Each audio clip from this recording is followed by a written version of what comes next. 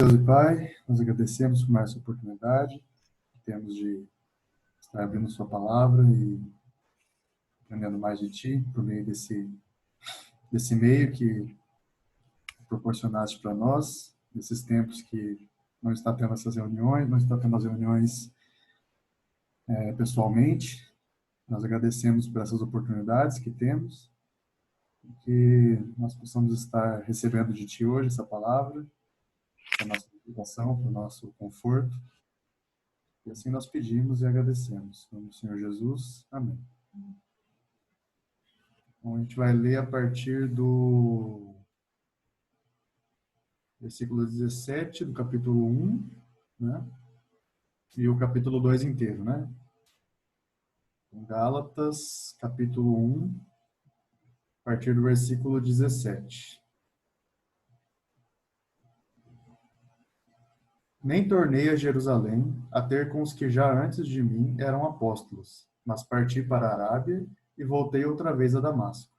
Depois, passados 3 anos, fui a Jerusalém para ver a Pedro e fiquei com ele 15 dias.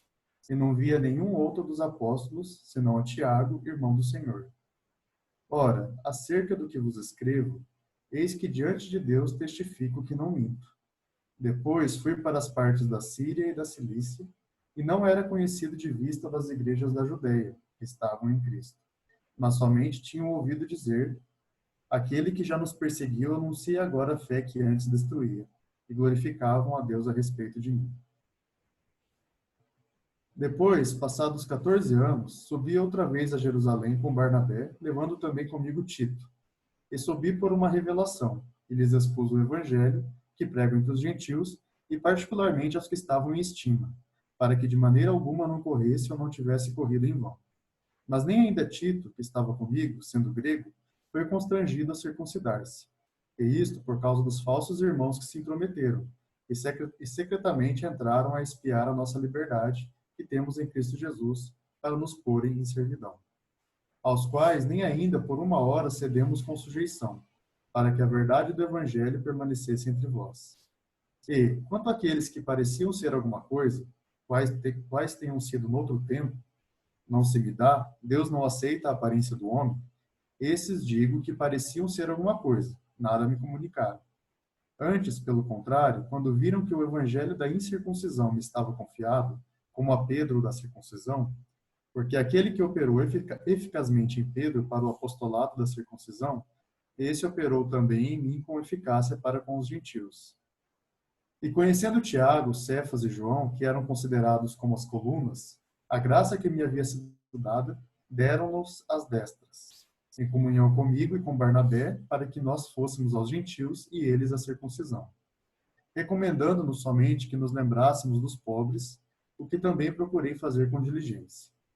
E chegando Pedro a Antioquia, lhe resisti na cara, porque era repreensível. Porque, antes que alguns tivessem chegado da parte de Tiago, comia com os gentios. Mas, depois que chegaram, se foi retirando e se apartou deles, temendo os que eram da circuncisão. E os outros judeus também dissimulavam com ele, de maneira que até Barnabé se deixou levar pela sua dissimulação. Mas, quando vi que não andavam bem e direitamente conforme a verdade do Evangelho, disse a Pedro na presença de todos: se tu, sendo judeu, vives como os gentios, e não como judeu, por que obrigas os gentios a viverem como judeus? Nós somos judeus por natureza, e não pecadores dentre os gentios, sabendo que o homem não é justificado pelas obras da lei, mas pela fé em Jesus Cristo. Temos também crido em Jesus Cristo, para sermos justificados pela fé em Cristo, e não pelas obras da lei, porquanto pelas obras da lei nenhuma carne será justificada. Pois se nós, que procuramos ser justificados em Cristo, nós mesmos também somos achados pecadores, é porventura Cristo ministro do pecado? De maneira nenhuma. Porque, se torna a edificar aquilo que destruí, constituo-me a mim mesmo transgressor. Porque eu, pela lei, estou morto para a lei, para viver para Deus. Já estou crucificado com Cristo, e vivo, não mais eu, mas Cristo vive em mim.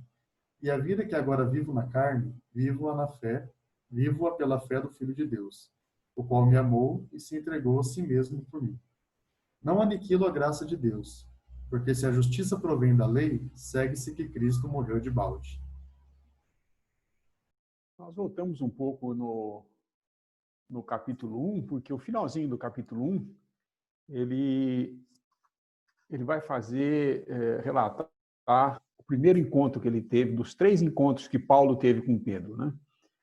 E usando esses 3 encontros, ele vai estabelecer o seu argumento contra aqueles que o acusavam de várias coisas. Eles espalhavam entre os irmãos na Galácia de que Paulo não era um apóstolo confiável, que ele andava um pouco em discordância com os principais, aqueles que viram o Senhor Jesus, os 12 em Jerusalém, e que não tinha autorização deles para estar falando do evangelho que ele estava pregando, e que queriam, de qualquer modo, minando a autoridade de Paulo, a autoridade apostólica de Paulo, minando ela, eles poderiam introduzir essa má doutrina que era trazer a lei para a graça e fazer com que aqueles que, uma vez salvos pela graça, agora tinham que guardar uma lei, ou circuncidando, ou mesmo guardando a própria lei.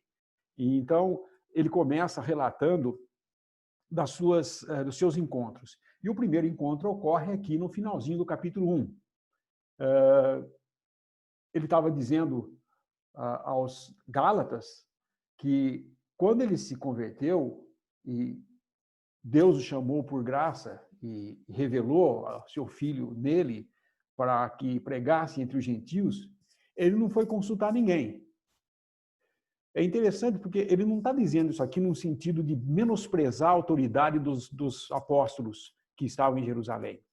Mas é que, como o chamado dele havia sido diretamente por Cristo Jesus, lembra que eu falei a diferença entre Cristo Jesus e Jesus Cristo, né? Pedro, quando fala que foi chamado apóstolo, ele fala de Jesus Cristo, porque Jesus, ainda aqui na terra, os escolheu para o apostolado. Ele escolhe os 12, Judas entre eles, depois Judas o trai, e aí, então, eles lançam os dados e escolhem Matias. E aí, então, preenche a vaga desse que não era fiel, não era verdadeiro, era um falso, né? E agora,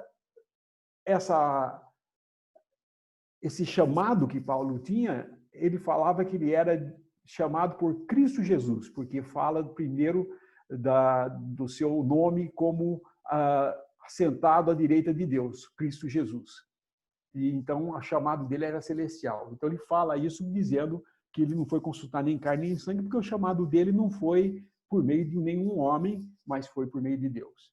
E no versículo 17, então, ele fala: nem tornei a Jerusalém a ter com os que já antes de mim eram apóstolos, mas parti para a Arábia e voltei outra vez a Damasco. Ou seja, ele não foi lá em Jerusalém receber a autorização para ser apóstolo, porque o chamado dele foi celestial. Foi o próprio Senhor Jesus que o chamou. Nós vemos isso e isso é importante nós fazermos. Eu creio que esse capítulo 2, nós temos que ter Atos abertos diante de nós também e comparar o que ocorreu em Atos, que é muito bem contado. Ele fala que ele não voltou para Jerusalém para fazer nada disso, Paulo. Antes ele foi para a Arábia e depois voltou outra vez para Damasco, de onde ele estava. Aí que ele começa, no versículo 18. Depois, passado 3 anos, fui a Jerusalém para ver a Pedro e fiquei com ele 15 dias. Vamos abrir em Atos, capítulo 9, versículo 26. E quando Saulo chegou a Jerusalém, procurava se ajuntar-se aos discípulos, mas todos o temiam, não crendo que fosse discípulo. Então Barnabé, tomando-o consigo, o trouxe aos apóstolos e lhe contou como no caminho ele vira o Senhor e esse lhe falara, e como em Damasco falara ousadamente no nome de Jesus. E andava com eles em Jerusalém, entrando e saindo, e falava ousadamente no nome de Jesus. Falava e disputava também contra os gregos, mas eles procuravam matá-lo. Sabendo, porém, os irmãos o acompanharam até Cesareia e enviaram a Tarso. Assim, pois, as igrejas em toda a Judéia e Galiléia e Samaria tinham paz e eram edificadas e se multiplicavam, andando com temor do Senhor e na consolação do Espírito Santo. Então, aqui ele fala que Paulo chegou a Jerusalém e tiveram medo de receber ele, porque a fama dele precedia ele, né? Que ele estava perseguindo cristãos, tal, e agora ele volta a Jerusalém. Vamos voltar então lá agora em Gálatas outra vez. E ele fala que ele esteve lá para ver Pedro.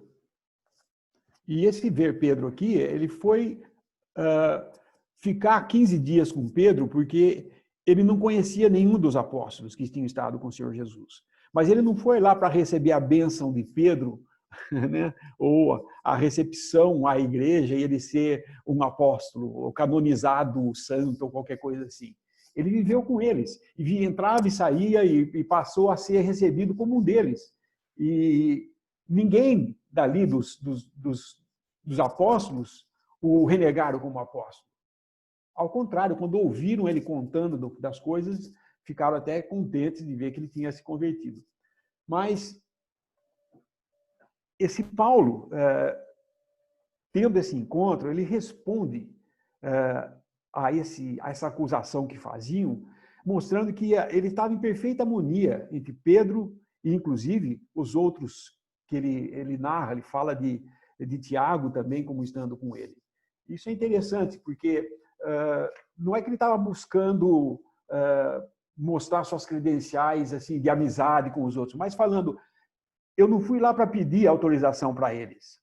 Ao contrário, eu fui para conhecê-los e para compartilhar com eles das coisas que estavam acontecendo, e não era verdade o que estavam falando, que Paulo não dava em sintonia com os apóstolos. Ele andava assim. Ele foi recebido em Jerusalém, como nós vimos. Receberam ele e ficaram ali com ele, e só saiu dali e começou a perseguição dos gregos contra o que Paulo falava, né? Logicamente, toda vez que Paulo pregava, muitos ouviam, mas muitos resistiam também. Então, ele sempre tinha alguém tentando matá-lo, ou atirar pedra, ou qualquer coisa assim, né? Paulo, com seu apostolado, ele mostra, porque quando fala lá em Atos, essa viagem que ele faz lá, não fala o que ele foi fazer com Pedro. Ele que explica aqui agora, ele dá esse testemunho aos Gálatas, de que ele foi ver Pedro e ficou com ele 15 dias. E fala, e não vi nenhum outro, versículo 19, nenhum outro dos apóstolos, senão a Tiago, irmão do Senhor. Então ele foi lá para visitar mesmo os irmãos. Por isso que ele fala no versículo 20, ora, acerca do que vos escrevo, eis que diante de Deus testifico e não minto. Porque isso não estava relatado em Atos, que ele tinha feito isso. Lucas não relatou isso em Atos, né? Mas Paulo aqui fala. E é interessante, como lendo os dois juntos, ou Atos e Gálatas, você vai entendendo as coisas que aconteciam. Nós vamos ver mais à frente outra coisa que acontece, que Paulo fala, que não aparece lá em Atos, né? Mas esse primeiro encontro com Pedro tinha esse propósito, calar a boca daqueles falsos mestres que estavam se introduzindo e tentando persuadir os Gálatas a seguir a lei e a circuncidar. E esse encontro vai falar da falsa acusação que eles estavam contra Paulo, falando que ele era um pregador que não tinha comunhão com os apóstolos, não tinha nem sequer a autorização dos apóstolos da de Jerusalém para fazer o que ele estava fazendo. Então ele mostra com isso, não, eu fiz isso, eu estive lá, depois de 3 anos de convertido. Durante esses 3 anos, ele já era um apóstolo. Ele não se tornou apóstolo quando foi para Jerusalém, ou depois que voltou de lá, voltou com esse título. Ele era apóstolo. E foi recebido lá no começo com um certo receio, mas a hora que viram a doutrina do que ele falava, viram que não era a vinda de homem, era de Deus, e o receberam de braços abertos, e com comunhão. Inclusive, no finalzinho daquele relato, nós vemos que existia paz na Judéia e Samaria, e eles cresciam e eram edificados com tudo isso. Porque Paulo estava ministrando lá também, junto com os outros apóstolos, né? Isso é muito importante. Esse é o primeiro encontro. Mais à frente, nós vamos ver no capítulo 2, versículo 10, que, de 1 a 10, né? que agora ele vai e se encontra pela segunda vez com Pedro. Esse segundo encontro vai ocorrer 14 anos depois. É interessante, né, irmãos, que foi enfatizado agora pelo irmão Lineu, que Paulo, quando foi a Jerusalém 3 anos após a sua conversão, ele não foi para pedir autorização, mas na verdade ele foi para ter comunhão. Isso é muito interessante, porque às vezes algumas pessoas fazem entender que o fato de você, por questão de respeito, ter comunhão com outros irmãos, significa que você é menor ou maior que eles, né? Mas essa passagem aqui mostra muito claro, como o irmão bem definiu esse primeiro encontro, que nós podemos dar um nome a esse primeiro encontro de Paulo com Pedro. Esse primeiro encontro foi um encontro de comunhão e não um encontro de autorização. Isso é muito interessante. Abrindo aqui um parêntese e aplicando a nossa realidade também, no passado, eu sei que é um tema um pouco espinhoso, mas é ótimo essa passagem aqui para deixar as coisas bem transparentes. No passado, várias e várias pessoas com más intenções acusavam os irmãos de certa forma, se submeterem a igrejas mais experientes, mais antigas, né? Por exemplo, vou dar um exemplo hipotético aqui no Brasil. As igrejas são submissas à Assembleia de Limeira, Limeira que toma todas as decisões. E, na verdade, o que nós vemos não é uma igreja sobre as outras igrejas, uma assembleia sobre as outras assembleias. Isso não é bíblico. O que a gente vê, na verdade, são irmãos que têm comunhão, né? Irmãos que têm comunhão. Então, toda vez que irmãos procuram, irmãos de igrejas, de assembleias mais jovens, procuram irmãos de assembleias mais experientes e mais vividas, não é para pedir autorização, não é para nada disso. Na verdade, é para ter comunhão. E na comunhão, obviamente, a gente ganha luz, a gente ganha vida, a gente ganha também experiência, para que a gente sempre possa tomar as atitudes de acordo com a vontade do Senhor. Então, eu só quis trazer esse ponto aqui, como a gente está lendo aqui na palavra, para mostrar que essa atitude que Paulo teve com Pedro, obviamente que não foi uma atitude de autorização, de subordinação, nada disso. Foi uma atitude de comunhão, assim como as assembleias têm entre si uma relação muito boa, muito sadia de comunhão. É óbvio que, trazendo agora para os assuntos das assembleias, se existe uma assembleia que é mais jovem, que não tem tanta experiência, não tem tanta luz acerca das doutrinas, da verdade, é óbvio que o mais prudente é que esses irmãos dessas assembleias busquem a comunhão com irmãos de assembleias mais experientes. Basicamente é isso. E nesse primeiro encontro aqui de Pedro, agora voltando para Gálatas, esse primeiro encontro de Paulo com Pedro, aonde foi o encontro da comunhão, mostra até nos versículos de 20 a 24 do capítulo 1, que havia um respeito, havia um reconhecimento, havia um suporte por parte dos irmãos da Judéia, no sentido de que eles davam testemunho. Eles, no versículo 23 diz assim: mas somente tinham ouvido dizer, aquele que já nos perseguiu anuncia agora a fé que antes destruía, e glorificavam a Deus a respeito de mim. Ou seja, os irmãos da Judéia, reconhecendo em Paulo um apóstolo chamado pelo Senhor, e não por homens, reconhecendo isto, eles glorificavam a Deus por isso. Glorificavam a Deus porque Paulo, atendendo ao chamado divino do Senhor, ele pregava o evangelho que antes ele mesmo, Paulo, combatia e perseguia. Então, nós vemos nesse primeiro encontro de Paulo com Pedro um encontro de comunhão e o testemunho. Irmãos, Só uma pergunta referente a esse capítulo 2, versículo 11 a 14, que Paulo repreende Pedro aí pela atitude hipócrita, né, que ele e os irmãos de Jerusalém estavam tendo ali diante dos gentios.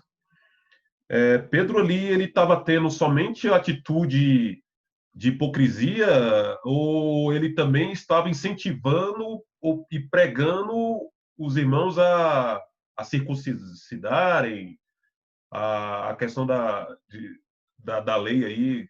Como é que era essa atitude de Pedro aí? Era mesmo só de vida, de hipocrisia ali diante dos irmãos, ou ele também induziu os irmãos a ser como os irmãos ali de Jerusalém ali? Nós estamos correndo à frente um pouquinho, porque isso daí é o terceiro encontro de Paulo com Pedro. Mas, traduzindo em poucas palavras, Isaac, Pedro, no segundo encontro, vai fazer uma coisa, falar uma coisa, ele vai falar a doutrina, e no terceiro encontro, que é esse que você falou, ele vai praticar o oposto do que ele ensinou na doutrina. Isso é hipocrisia, sim. E estava ensinando não por palavras, por ensinamento de falar, mas ele estava ensinando pelos seus atos. Isso é o pior meio de ensinar alguém, é você falar uma coisa e depois fazer diferente por conveniência.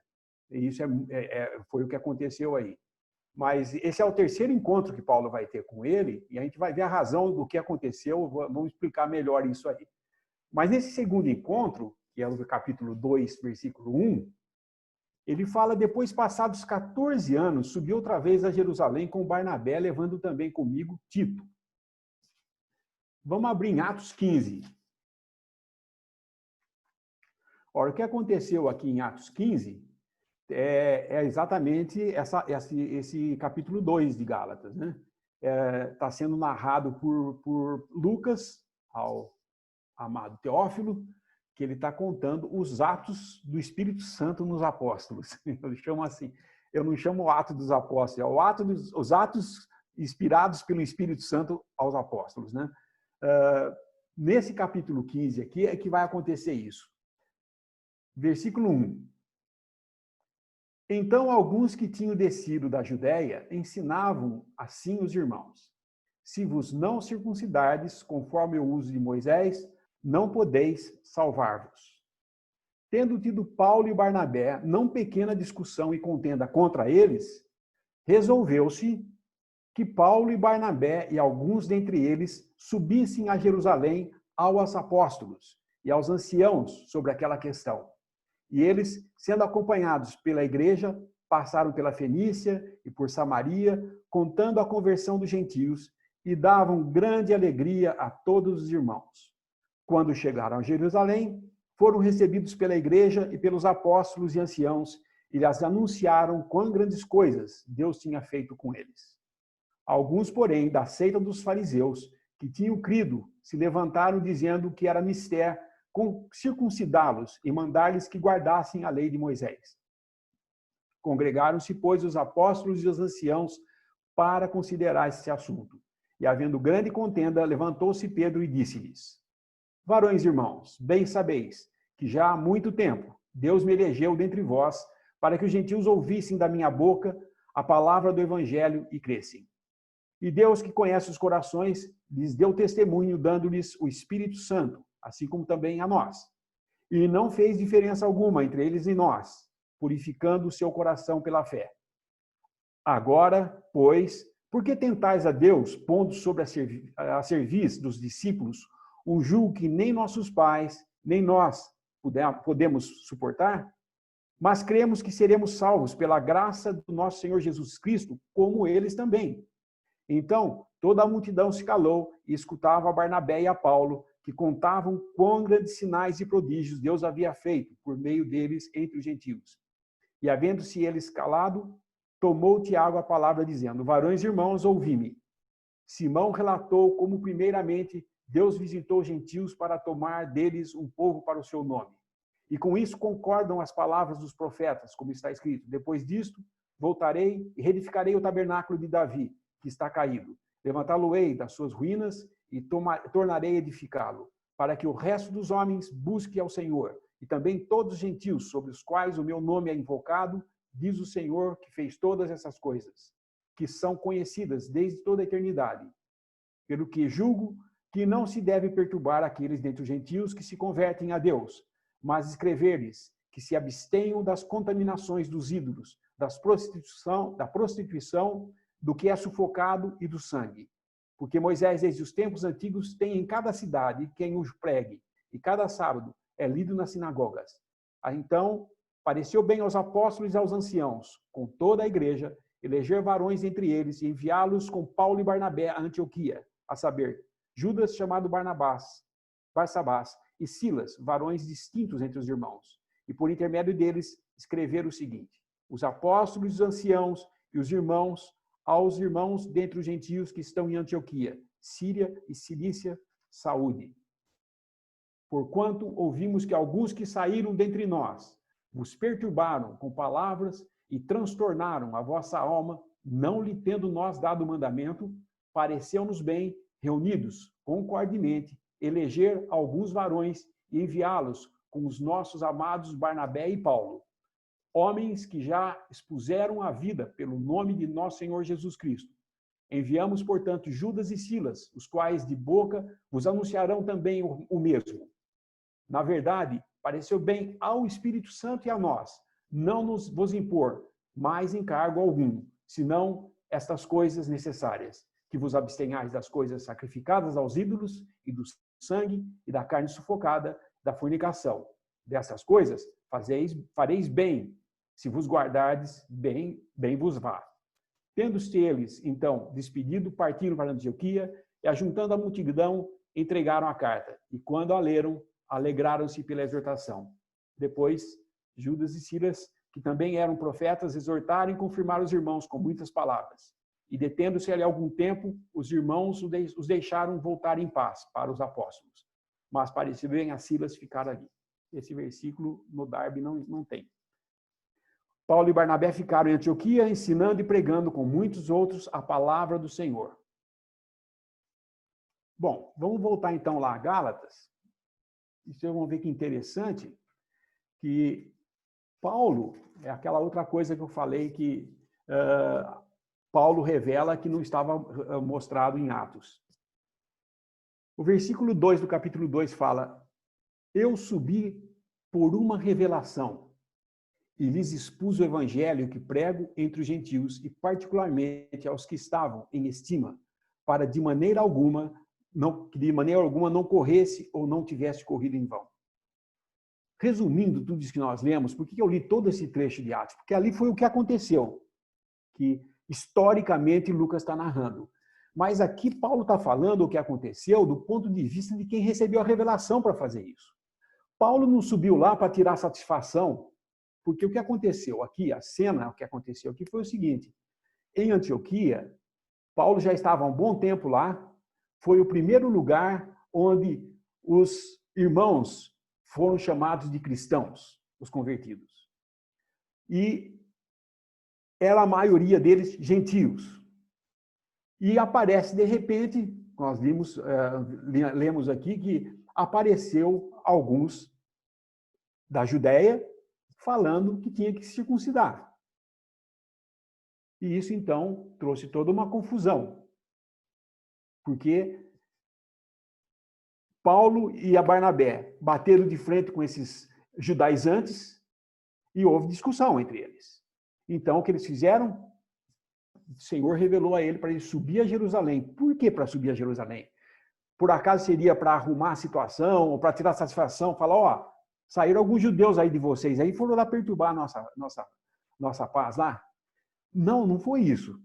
Tanto é que, se vocês veem a narrativa de Atos 15, Barnabé e Paulo sobem a Jerusalém, e você sabe que fazer uma viagem dessa, naquele tempo, não era coisa de pegar um avião e em 2 horas estava lá, não. Era coisa de mês andando. ou pega navio, atravessa o Mediterrâneo, ou então vai por terra e tem um caminho, tem que parar. E conforme eles iam na direção de Jerusalém, eles iam parando nas assembleias. Você não vê ele narrar nenhuma vez, nós estamos indo lá em Jerusalém porque está tendo um problema sério em Antioquia. Tem o pessoal lá falando que precisa circuncidar. Não, eles falavam das bênçãos que eles tinham. O problema eles foram falar só lá. Mas olha que interessante a palavra que Paulo usa. Particularmente. Esse particularmente aqui, Darby traduz como em privado. Ou seja, quando Paulo chegou em Jerusalém, ele foi recebido lá 14 anos depois que ele esteve lá, ele voltou para lá, e ele narrou o que estava acontecendo com respeito ao evangelho, como o Senhor tinha abençoado os gentios, e eles estavam também recebendo da mesma coisa, e alegrou todo mundo. Mas a hora que alguns dos fariseus lá, que tinham se convertido, que ainda tinham o judaísmo neles, começaram a falar que eles tinham que circuncidar lá em Jerusalém, aí então não se tornou um negócio público. Ele, em privado, conversou com os anciãos e com os apóstolos, que é aquele versículo que nós lemos lá em Atos. Junto, então, os apóstolos com os anciãos, começaram a discutir sobre o assunto. Então, Pedro levantou, peraí, então eu vou falar. O que aconteceu foi isso. Todo mundo sabe que Deus me separou para eu pregar o evangelho para os gentios. Foi quando ele teve aquela revelação do lençol vindo dos céus, e Deus falou, come. Ele falou, como que eu vou comer uma coisa que é impura? Ele falou, não torne impuro o que Deus purificou. Então, Deus estava dizendo para Paulo, eu estou purificando também eles. Eles estão sendo santificados pela mesma obra. E Pedro fala claramente que, pela mesma graça que eles são salvos, nós também temos que ser salvos, nós judeus. Então, por que nós vamos impor o judaísmo para eles? Se nem nós não precisamos mais fazer isso. Paulo pregou isso. Aliás, Pedro pregou isso naquele dia. E aí, então, Tiago levanta e corrobora o que Pedro falou, e então eles resolvem, o Espírito Santo e eles, escrever essa carta, deram essa carta na mão de Paulo e Barnabé. Eles voltaram e foram lendo essa carta conforme eles passaram de volta, de que os gentios não tinham nenhuma obrigação de guardar nenhuma lei, nem de se circuncidar. Ficou bem evidente isso. Agora, esse segundo encontro de Paulo com Pedro tinha claramente a parte de Paulo, porque ele vai descrever isso daí, ele tinha que mostrar que a insinuação que eles tinham do ministério de Paulo, que Paulo tinha um ministério meio estranho, meio diferente do pessoal de Jerusalém. Porque ele pregava para os gentios e não incluía nem a lei nem a circuncisão nisso daí. E Paulo fala, nem tampouco Pedro fez isso. Porque quando eu fui lá 14 anos depois, ele levantou e falou, olha, eu fui chamar para os gentios e eles são salvos pela graça e não vamos impor nada para eles. Nós escrevemos essa carta. Não foi Paulo que inventou isso aí. O próprio Pedro e os irmãos, os apóstolos lá, junto com os anciãos em Jerusalém, escreveram, não imponha esse peso sobre os gentios. Eles não precisam guardar a lei, nem ser circuncidado para ser salvo. Porque é pela mesma graça que eles são salvos, nós também somos. Nós, judeus, ele estava dizendo. Então, ficou bem evidente que Paulo queria mostrar para eles que não só ele não era um pregador do evangelho despreparado, que pregava um evangelho imperfeito. Ao contrário, o que ele pregou era, quando ele mostrou lá em Jerusalém, eles tiveram comunhão com o que Paulo falou. Porque aceitaram o que Paulo falou, e não só aceitaram, como se regozijaram de ver que a obra estava crescendo desse jeito em Antioquia, num lugar onde era totalmente gentil. Então, Paulo está descrevendo isso aqui aos Gálatas para dizer, olha, vocês também, do mesmo modo como foi em Antioquia, vocês também, aqui em toda a Galácia, têm que saber que vocês não têm que guardar lei nenhuma, já foi lido isso para vocês. Porque nós viemos lendo, eles iam lendo essa carta para todo lugar. Essa é a razão por que ele descreve tudo isso. E ele segue mais adiante. Versículo 3. Mas nem ainda Tito, que estava comigo, foi constrangido a circuncidar-se. Olha que interessante. Tito era um grego e ele não tinha sido circuncidado por ser gentil, certo? E eles decidem, a assembleia lá da onde Paulo estava, em Antioquia, eles decidem enviar Paulo e Barnabé com mais 2 junto. Entre eles, Tito. Você viu naquela narrativa de Atos 15, leiam de novo e vê se você encontra Pedro ou Tiago ou qualquer dos apóstolos exigindo que Tito se circuncidasse. Paulo está falando claramente aqui, mas nem ainda Tito que estava comigo, sendo grego, foi constrangido a circuncidar-se. Nenhum dos apóstolos pediu circuncisão. O que vocês, Gálatas, estão querendo receber esses falsos mestres que estão falando que vocês têm que se circuncidar para ser salvo? Lá em Jerusalém não pediram isso para Tito. E por que aqui tem que ter? Vocês estão sendo enganados. É isso que Paulo estava falando para eles. Ele estava mostrando esses encontros com Pedro, os 3 que ele teve, para mostrar em cada um deles um ponto de acusação que faziam contra ele. Então, o seu evangelho não era imperfeito, não. Ele não tinha incircuncisão no seu evangelho, ou a lei, porque não era para ter mesmo. O evangelho não fala, como eu já falei, graça e lei não se juntam. Não tem jeito de estar junto. Então, Paulo deixa bem claro isso aqui. Nem sequer Tito, que era grego, foi constrangido a se circuncidar. Por que vocês querem se circuncidar agora?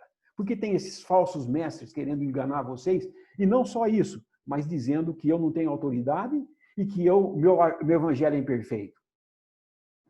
Estou pregando para vocês aquilo que recebi do alto. É isso, basicamente, o que Paulo está falando aqui, ao contar nesse segundo encontro, né? Versículo 4. E isso por causa dos... Aqui ele vai começar já a falar deles. Você lembra que eu falei que no comecinho ele não falava, ele só falava de doutrina, mas não falava dos falsos mestres? Ele já está começando a falar desses falsos irmãos. É possível falso irmão entre nós? Lógico que é. Lógico que é. Veja como Paulo fala. E isso por causa dos falsos irmãos que se tinham entremetido e secretamente, como se rastejando como uma serpente, secretamente, entraram a espiar a nossa liberdade que temos em Cristo para nos porem em servidão. Esses falsos mestres se introduziram lá para tentar fazer eles, enganá-los e fazer eles tirar a liberdade que existia em Cristo. Porque Paulo mesmo fala disso daí. Muitos podem falar, mas mais à frente, em Atos 16, Paulo faz isso. Ele circuncida um irmão, né, que ele ia entrar em Jerusalém, e ele era gentil, ele circuncida e faz voto, inclusive, raspa a cabeça e quase que vai até fazer o sacrifício que depois era necessário. Por que ele fez isso? Bom, esse trecho em que ele circuncidou esse irmão gentil que estava com ele, foi aquilo que ele fala em Coríntios, em 1 Coríntios. Ele se fez judeu para com os judeus para ver se conseguia ganhar algum judeu. A liberdade que ele tem em Cristo, ele podia fazer isso. Muitas vezes você pode fazer alguma coisa no sentido de ganhar alguém, não ficar batendo em cima de detalhes da vida da pessoa, mas tentar ganhar ele pelo outro lado. Porque você sabe que tem pessoas, se você começar a acusar ele de que ele faz isso, faz aquilo, você é idólatra, você tem ídolo na sua casa, tem que quebrar esses ídolos, vai fazer lá iconoclastia. Você não vai ganhar nunca essa pessoa. Mas esquece esses ídolos. Se você pregar o evangelho e ele se converter, ele vai ver que é um ídolo e vai jogar fora. Você não precisa pedir para ele fazer. Porque se ele for fazer isso para ser um cristão, é por obras. Qual obra te salvou? Quebrei todas as minhas estátuas, todos os meus ídolos. Não.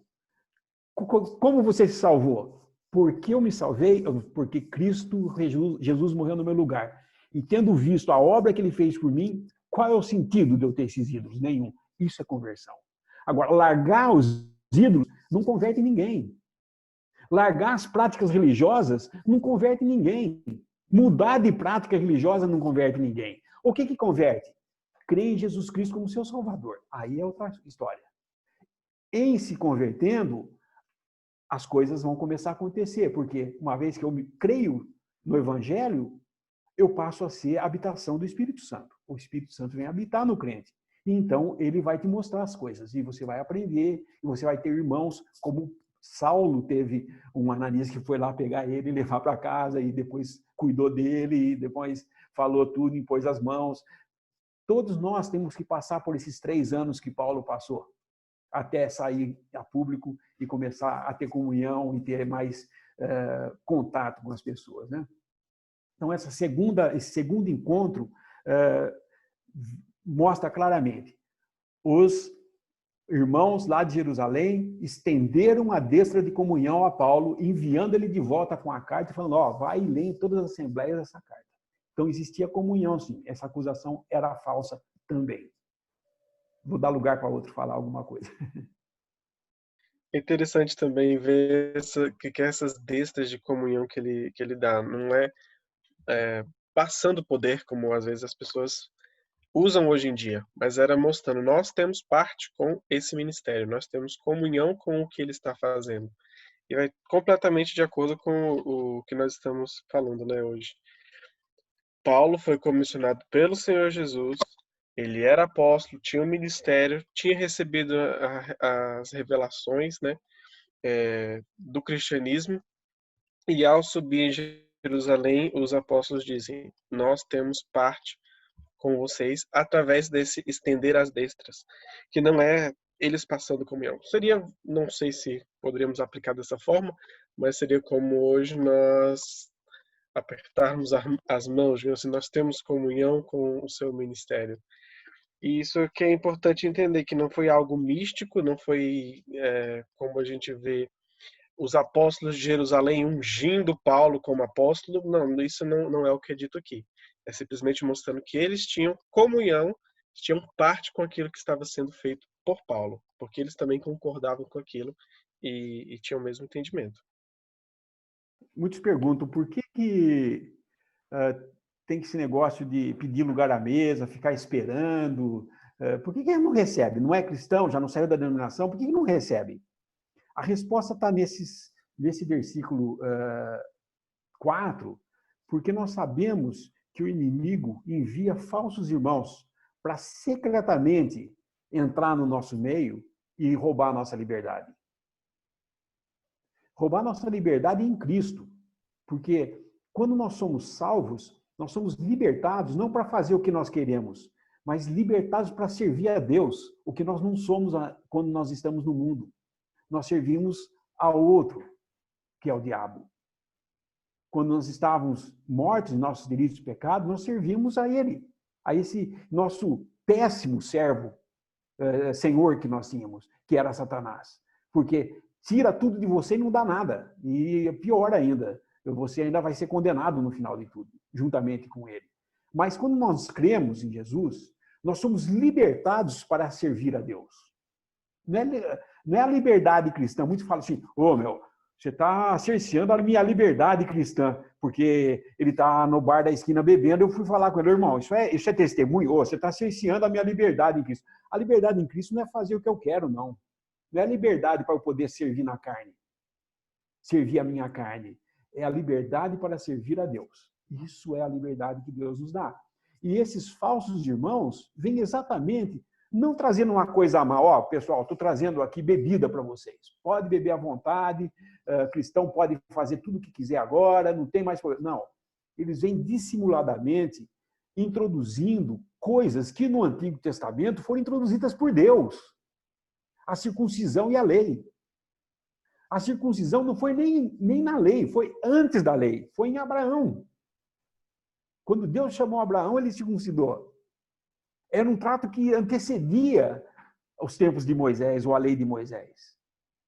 E foi Deus que instituiu, mas com um homem que ele chamou específico de Ur dos Caldeus, para dele fazer um povo tão grande que não dava para contar pelo número das estrelas e pela areia da praia, os grãos de areia da praia. Conta aí. Esse é o número de pessoas das nações. E realmente foi o que Deus fez nesse trato com Abraão.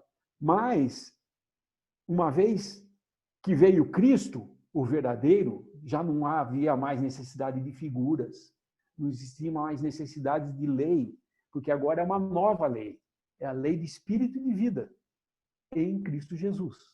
E isso, então, é a nossa liberdade para servir a Deus em Cristo Jesus, o que é bem diferente de servir na carne, porque a carne de proveito nenhum tem e ninguém pode agradar a Deus senão pela fé. Na carne, ninguém vai agradar a Deus. Esclarecendo um pouquinho mais, eu comecei a falar sobre receber a mesa. A razão de nós, às vezes, demorarmos um pouco é porque nós não podemos nos apressar em colocar alguém dentro que depois venha se arrepender e tem que colocar fora em disciplina, né? É muito mais traumático.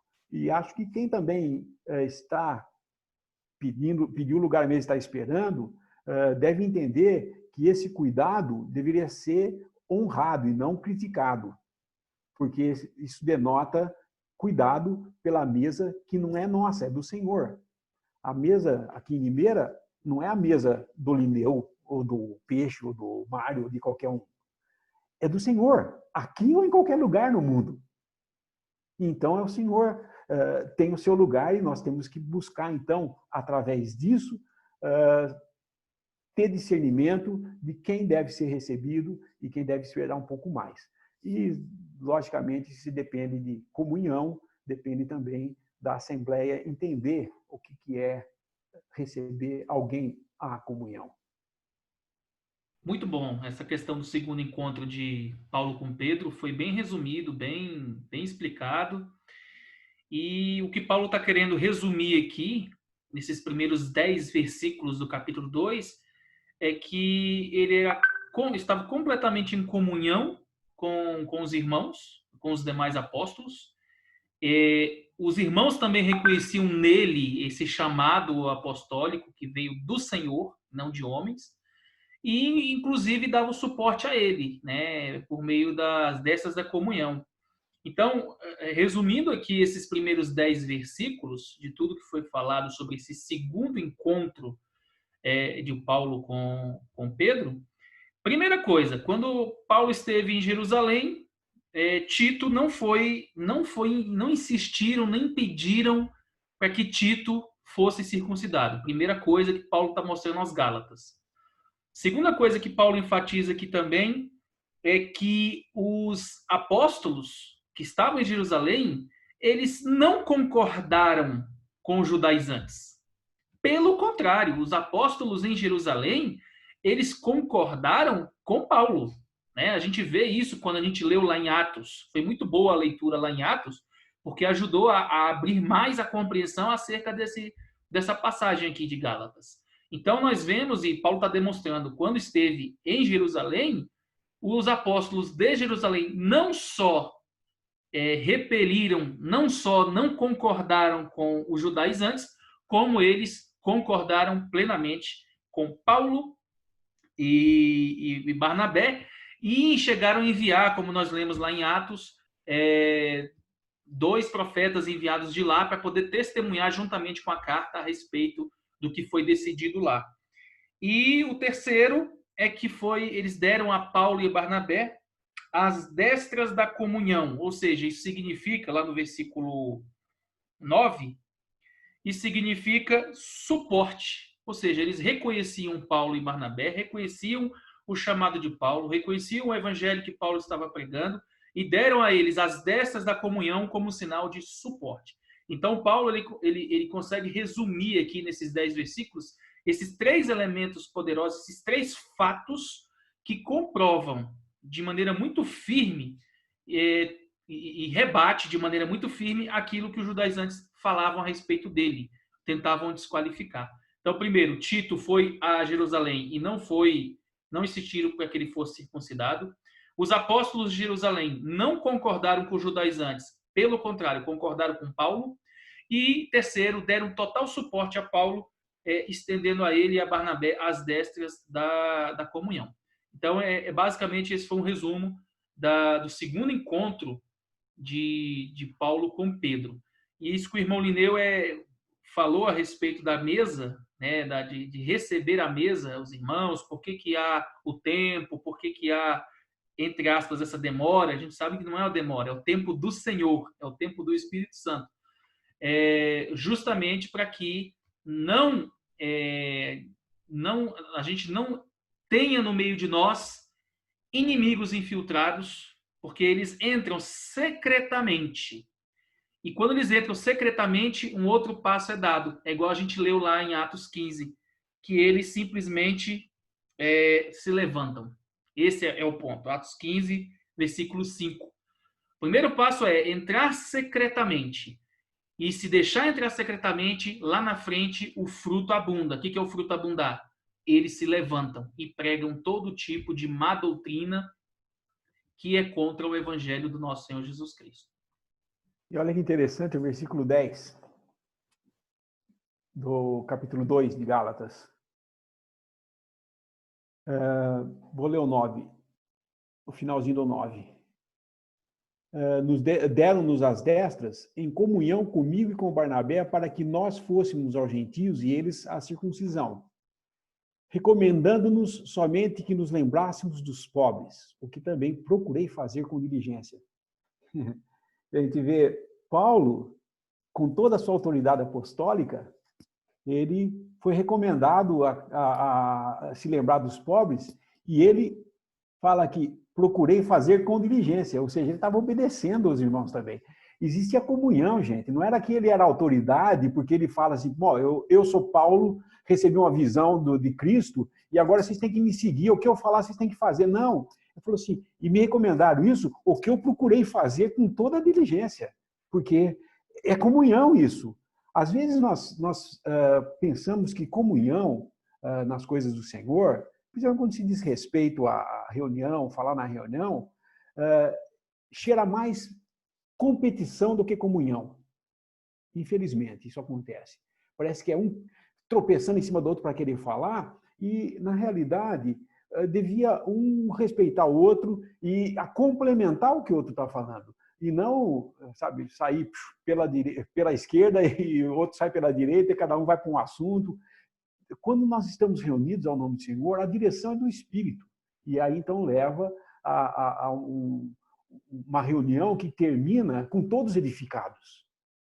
A reunião não é para edificar aqueles que estão interessados, é para edificar todo mundo. É para todos a reunião. E isso deve ser buscado por aqueles que têm o dom e que falam, deve ser buscado sempre em perfeita e completa submissão à direção do Espírito Santo. Várias vezes, eu me recordo, minha filha pequenininha, ela falava assim, ficava em silêncio, aquele silêncio na reunião, ela virava assim, fala alguma coisa, pai. Eu falava, como se, sabe, eu fosse inspirado pelo desejo da minha filha. Não é isso. Não é o que o outro pede para fazer, mas eu tenho que estar em perfeita comunhão com Deus. E isso vale para qualquer um de nós, em tudo que nós vamos fazer. Se o que eu vou falar edifica, vai ser falado com toda a submissão, com todo cuidado, para também que haja compreensão e edificação para todos, né? Mas nós chegamos então no versículo 11, e agora nós respondemos lá ao irmão, né, que perguntou sobre por que isso aconteceu. Basicamente nós já respondemos, mas é interessante ver esse terceiro encontro de Pedro.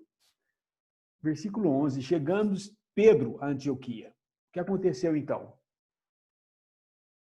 Paulo foi até Jerusalém, houve aquela coisa.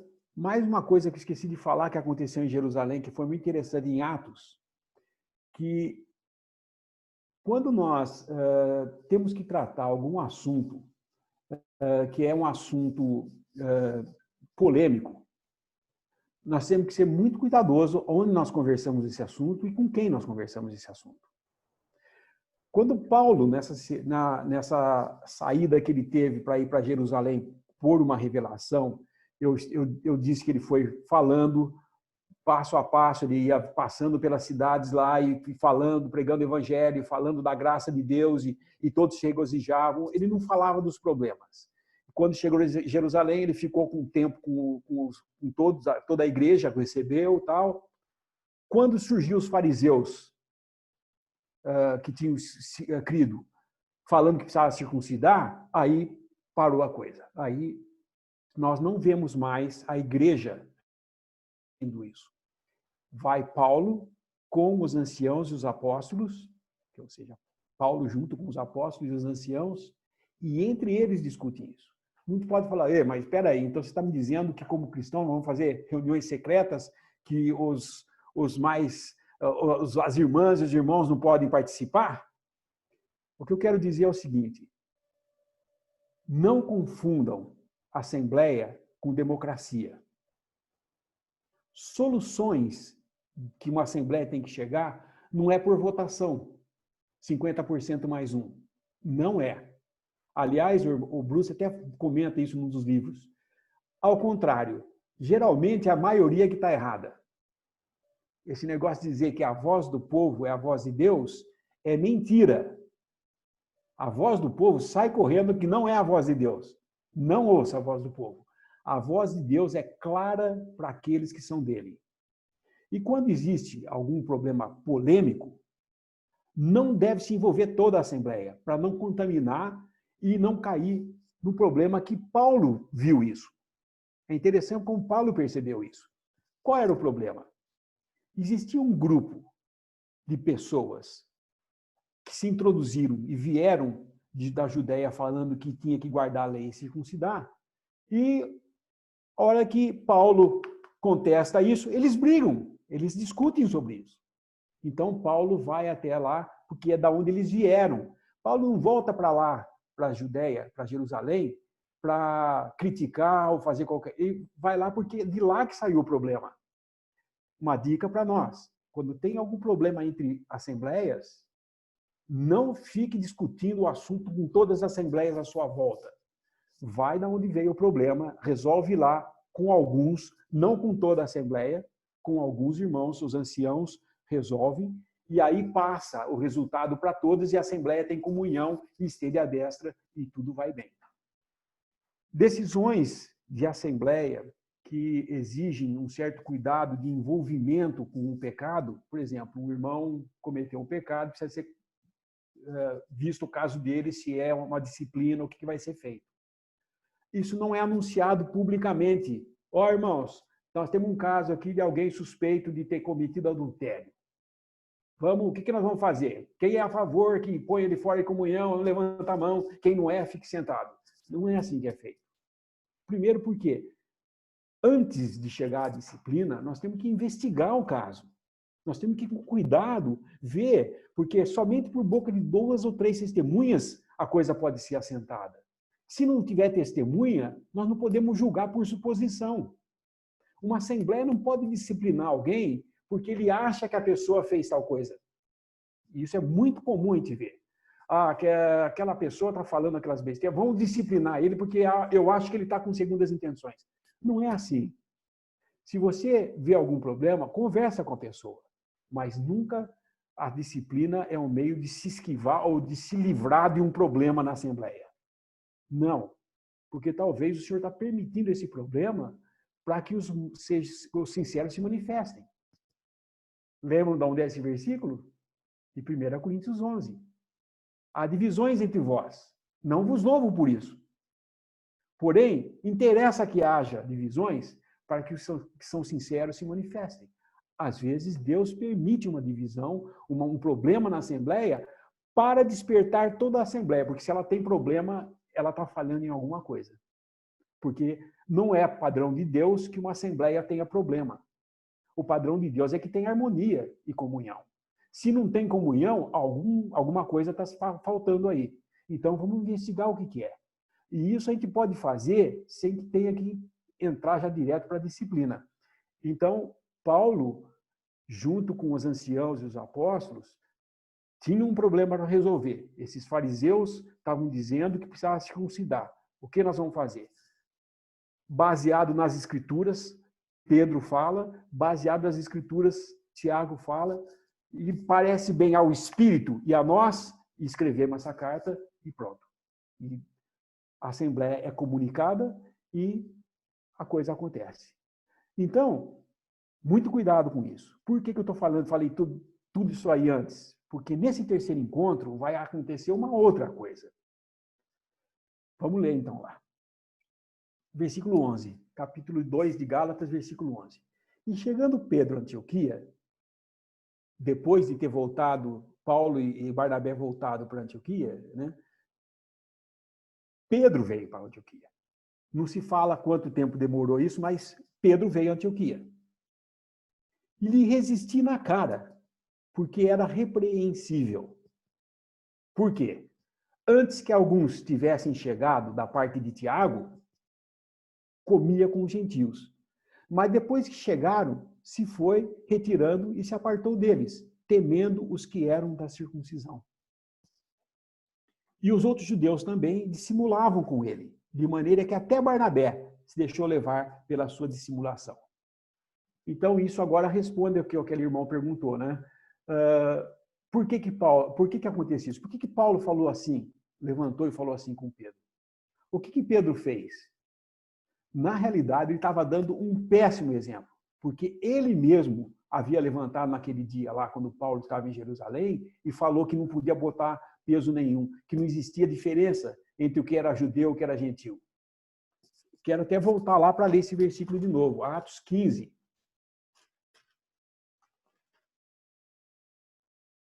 Versículo 11. Olha o que Pedro está falando que ele crê. Mas cremos que seremos salvos pela graça do Senhor Jesus Cristo, como eles também. Não é lei, não é circuncisão, é pela graça. E agora ele vem aqui, ele vai para Antioquia. Enquanto ele estava lá, estava todo mundo lá sentado, comendo junto, sem problema. Gentil com judeu, na realidade, não era nem para pensar se era gentil, se era judeu, era tudo a igreja. E eles estavam lá tendo feliz comunhão. Só que, quando chegou alguns de Jerusalém, que eram da circuncisão, eram judeus, Pedro começou a se afastar dos gentios, temendo os da circuncisão. Ele, na prática, estava negando o que ele falou lá na frente, na carta que ele escreveu. E isso era um péssimo exemplo, porque poderia trazer a ideia para os Gálatas de que, tá bem, Pedro está fazendo isso, então nós vamos fazer também. E aí ia causar uma separação e uma divisão na igreja, porque ia ter um mau exemplo de Pedro. Então, publicamente Pedro estava fazendo isso, publicamente Paulo o desmascara, enfrenta ele face a face, criticando ele na frente de todos. Isso é diferente do que um problema na Assembleia que eu tenho que tratar separadamente, ou como diz aqui, particularmente, em privado. Assuntos de má doutrina, assuntos de pecados morais, deve ser tratado em separado. Porém, quando alguém do porte de Pedro, porque ele tinha um porte, ele tinha uma posição, ele era um apóstolo, estava dando um mau exemplo, Paulo teve que falar com ele. Publicamente, porque ele estava fazendo isso publicamente. Não era chamar ele da Pedro, pare de fazer isso, pega mal. Não. Ele falou lá publicamente, ele fala, versículo 14, mas quando vi que não andavam bem e diretamente conforme a verdade do Evangelho, disse a Pedro na presença de todos, se tu, sendo judeu, vives como gentios e não como judeu, por que obrigas os gentios a viverem como judeus? Nós somos judeus por natureza e não pecadores dentre os gentios. E aí Paulo fala, o que alguns dizem que esses versículos, Paulo estava falando diretamente a Pedro, essas coisas, né? Sabemos que o homem não é justificado pelas obras da lei, mas pela fé em Jesus Cristo. Temos também crido que em Jesus Cristo para sermos justificados pela fé de Cristo e não pelas obras da lei. Porquanto pelas obras da lei, nenhuma carne será justificada. Então, ele deixa bem claro. Publicamente, ele critica Pedro. Cá entre nós, se coloque no lugar de Pedro, qual seria a sua reação? Qual seria a reação de um que é líder, é um elder numa assembleia, e vem e publicamente fala um negócio? O que você pensa que você vai fazer? Qual seria a primeira coisa? Eu vou enfrentar ele.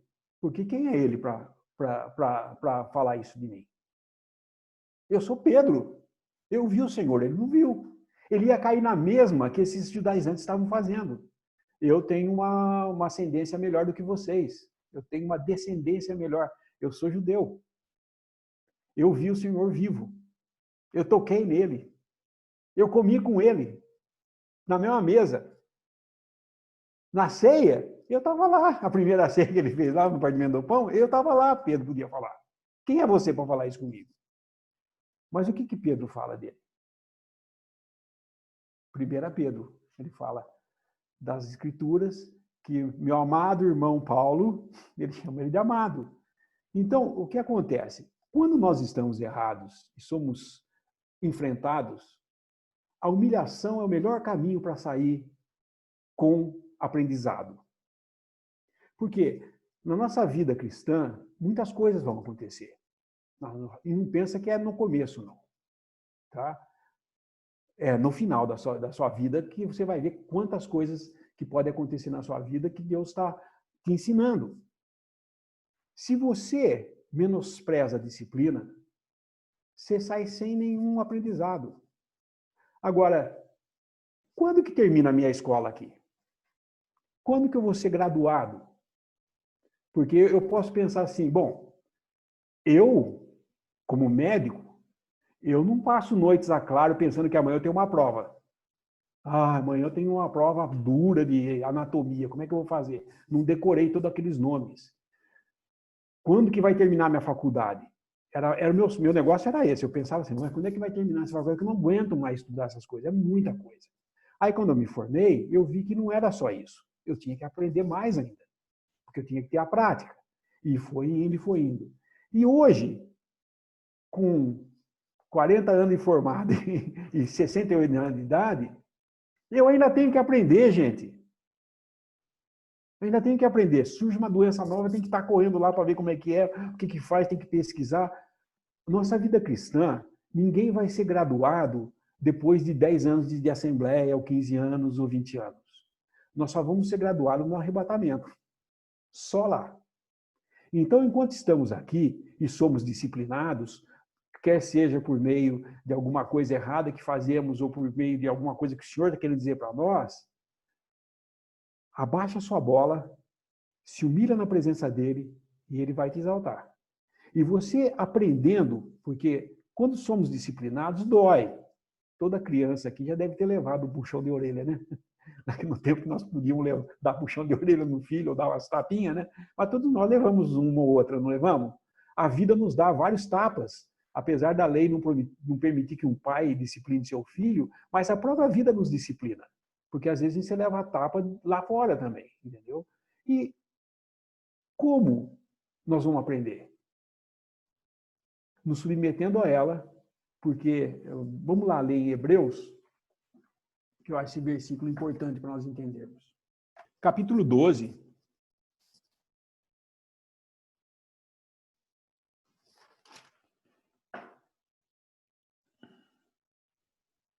Versículo 11.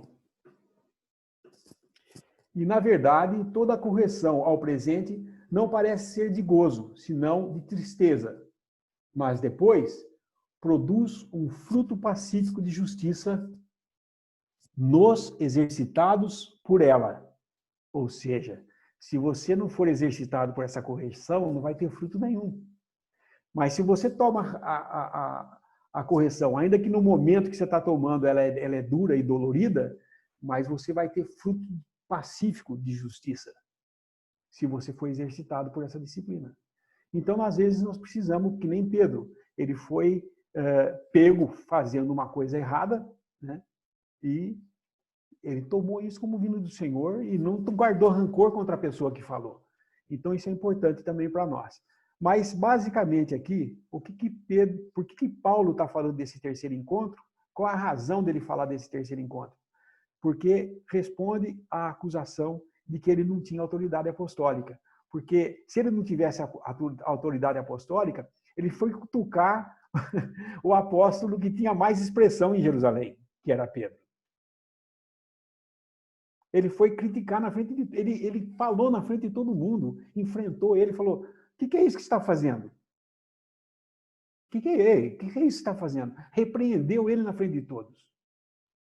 E tinha tanta autoridade que Pedro tomou o negócio e ainda chama ele de amado, como nosso amado irmão Paulo escreve e coloca as escrituras, ou as cartas de Paulo nas escrituras, né? Então, basicamente, deixa eu parar por aqui e deixar eu te falar, que eu estou falando muito hoje. Olha só, irmãos, que situação que nós precisamos estar atentos, né? Lá em Jerusalém, lá em Atos 15, né, quando houve o segundo encontro de Paulo com Pedro, os judaizantes eles foram desmoralizados, eles foram descaracterizados no sentido de que eles não estavam pregando o evangelho do nosso Senhor Jesus Cristo, pelo contrário. Então, ali, quando Pedro faz aquele discurso em Atos 15, que, aliás, foi um discurso muito bom, um discurso fundamental, mas nós já vemos aqui no terceiro encontro Pedro sendo hipócrita, porque pregava uma coisa, mas na parte de vivência era outra coisa. E isso o irmão comenta no livro dele, dizendo quão perigoso é o fermento do legalismo. Embora Pedro tivesse pregado ali em Atos 15 sobre a graça do nosso Senhor Jesus Cristo, o fermento ainda estava intrínseco ali naquela esfera de Jerusalém.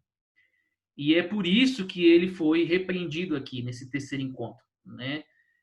Quando Paulo o repreende publicamente, porque a parede de separação que havia entre os gentios e os judeus havia sido derrubada, mas naquela atitude hipócrita de Pedro, no terceiro encontro com Paulo, é como se ela estivesse sendo reerguida, né, ali por Pedro. Por isso que merecia aquela repreensão na frente de todos. Então, o que eu queria chamar a atenção para nosso cuidado é o cuidado com o fermento do legalismo.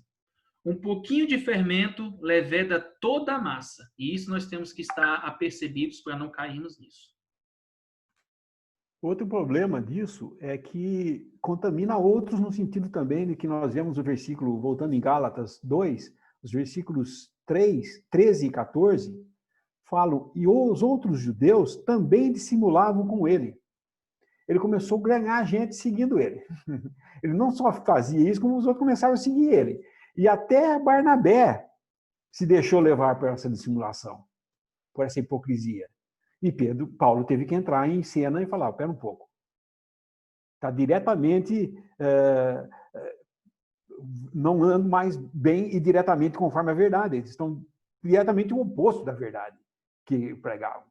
Então, ele chama eles à razão, e isso é muito importante, porque quando ele fala, aí não tem como negar que o que ele estava falando era verdade. Como é que Pedro... Eu imagino, não gosto muito de imaginar as coisas na palavra, mas imagine Pedro, que tinha andado com o Senhor, e viu ele ser acusado de comer com os pecadores. E a hora que Paulo fala isso para ele, ele fala, eu estava fazendo a mesma coisa que aqueles fariseus. Eu não estava comendo com gentios por causa de outras pessoas aqui, por causa desses judaizantes aqui. Ele deve ter se sentido realmente tocado quando Paulo falou isso com ele, porque imediatamente ele deve ter pensado, eu já vi esse filme antes, já vi essa coisa acontecer antes. O Senhor Jesus, quando andava, criticavam ele porque ele entrava na casa de uma prostituta, ele deixava uma prostituta enxugar seus pés, falava, se fosse profeta, bem saberia a mulher que está lá tocando nos seus pés. O que era isso? Era a hipocrisia da maior, porque provavelmente aquela prostituta já teria há muito tempo tido problemas com eles também. Mas publicamente eles tinham que manter a imagem. E criticavam quando ele ficava com pecadores. Ele fala, mas os sãos não precisam de médico, mas os que estão doentes. Então, o Senhor Jesus, ele tinha por ser quem ele era, Filho de Deus aqui na Terra. Deus se fez carne e habitou entre nós. Ele podia tocar no leproso e curar. Você sabe o que é isso? Porque qualquer homem, até o sumo sacerdote, se ele tocasse num leproso, ele tinha que parar o que ele estava fazendo, ir lá, ficar 7 dias para ele fazer um sacrifício, porque ele ia se contaminar. O Senhor Jesus curava e não se contaminava. Ele podia tocar no morto sem problema, porque ele era totalmente sem pecado. Mas nós não somos. Então, nós temos que saber como andamos e aquilo que nós pregamos, andemos naquilo que pregamos também. Porque não é só saber a vontade de Deus. O Senhor Jesus fala, aquele que conhece a vontade do Pai e faz e pratica essa verdade, esse ele ama, esse ele busca. Então, realmente, esse terceiro encontro coloca em xeque as 3 acusações principais que faziam contra Paulo.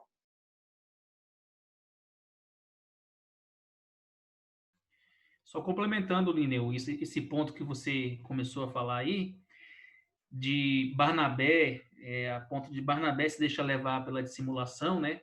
Isso só mostra até mesmo um comentário que o irmão faz no livro, que quanto maior é a honra que o irmão possui, até mesmo a posição, a experiência, a admiração que outros irmãos têm dele, quanto maior honra tem esse irmão, se ele cair em pecado ou se ele cai numa falha, é algo muito grave, porque muitos irmãos acabam, por fraqueza, também sentindo os efeitos dessa queda, né?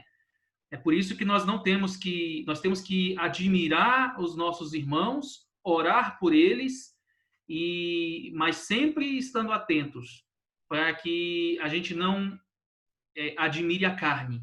Não admire a carne, não olhe para a carne no sentido de, se a carne vier a pecar, eu acabo pecando junto, porque eu estou ligado à carne. Nós temos que estar sempre, obviamente, ligados ao Senhor, né? Infelizmente, tem muitos irmãos que acabam Acho que travou ali. tendo em autoestima outros irmãos, né, a ponto de olhar só para o homem, não olhar para Deus, não olhar para o Senhor, olhar para o homem. E quando o homem cai, esses irmãos acabam caindo junto. Isso é o que está em Hebreus 13, versículo 7, fala: lembrai-vos dos vossos pastores ou guias, que vos falaram a palavra de Deus, a fé dos quais imitai, atentando para o fim da vida, das suas vidas. No Darby fala o final das suas vidas. Eles nos falaram a palavra de Deus e manda imitar, manda lembrar dos pastores, porque eles já partiram, e manda imitar a fé deles, mas atentando para a maneira de viver que eles tiveram, o final da vida deles como foi. Isso porque muitas vezes a gente vê pessoas que foram aqueles que pregaram o evangelho, por meio de quem eu ouvi a primeira vez e tal, então a gente tem um certo respeito, a gente chama de pai da fé, né? O Paulo chama de meu filho, aqueles que ele pregava o evangelho. Então, Paulo era o pai na fé deles, né? E eu, por exemplo, o meu pai na fé foi um desastre, porque ele que me pregou a palavra e ele que foi, que é aquele que falava que já era Cristo. E tudo que fazia era Cristo que estava fazendo nele, entendeu?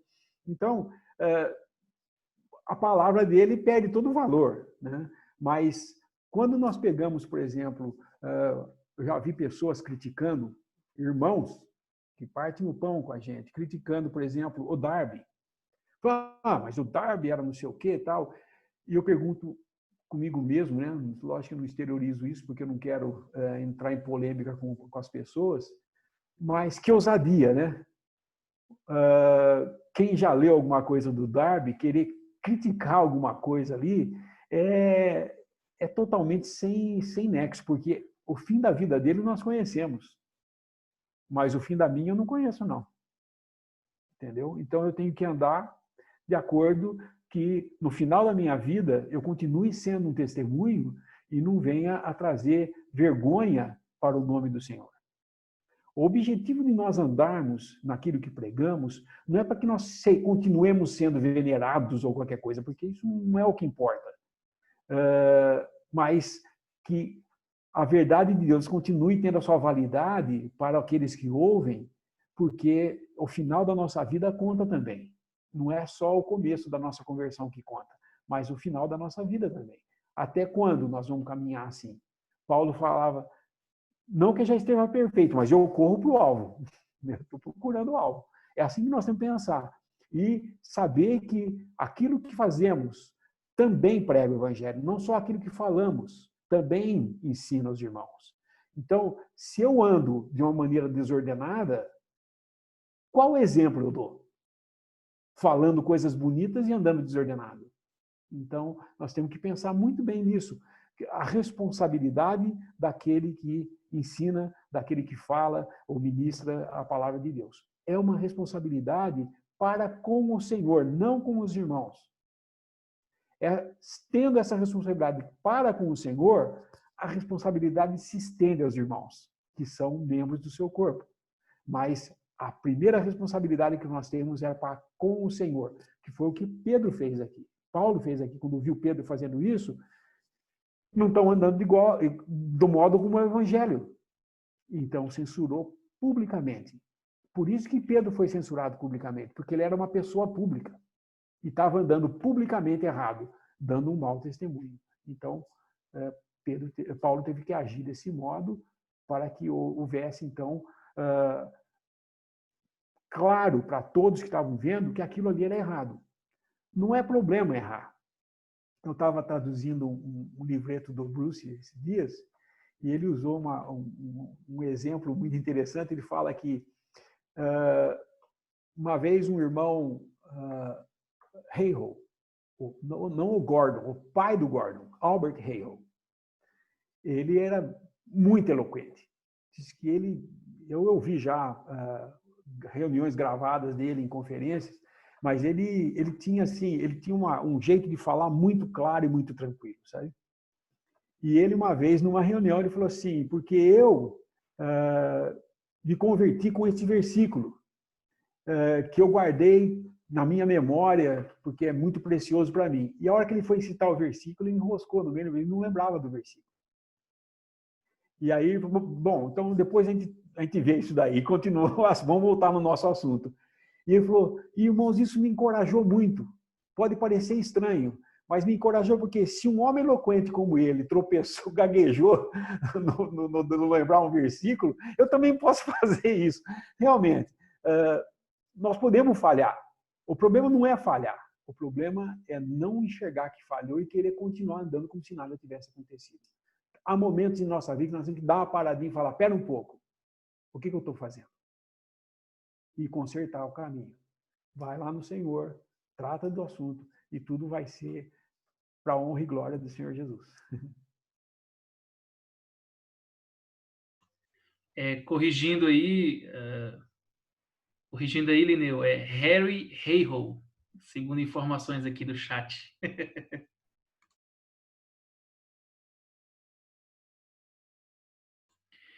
E o que importa é o final, como o irmão bem falou, e aí que possamos ser aqueles que possa dizer no final, igual Paulo, lá na carta que ele escreveu a Timóteo, né?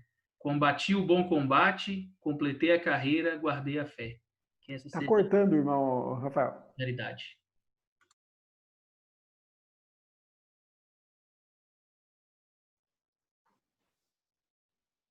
Eu acho que agora voltou, é porque está oscilando a internet. Não sei se os irmãos estão me ouvindo.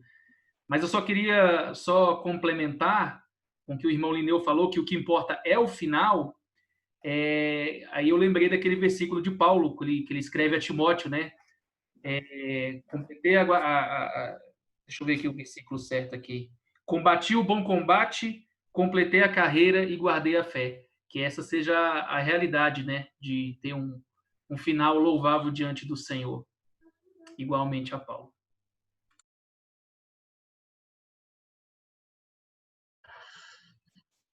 Então podemos orar. Amém? Nosso Deus, nosso Pai, nós te damos graças por mais essa oportunidade que o Senhor nos dá de estarmos aprendendo mais da sua palavra. Pedimos que o Senhor nos ajude a praticar tudo aquilo que aprendemos, a entendermos que nossa posição diante de Ti é de humildade, que nada somos sem Ti. Pedimos ajuda para que possamos caminhar também segundo os seus ensinamentos e sua voz até o final de nossas vidas e sejamos testemunho até então. Também te pedimos que o Senhor nos despeça em paz, cada um de nós, nossos lares, possamos estar em comunhão com o Senhor. Até a próxima semana, que estaremos novamente reunidos para estudar sua palavra e nos ajude em tudo que for necessário. Essas coisas te pedimos e te damos graças em nome do nosso Senhor Jesus Cristo. Amém. Amém.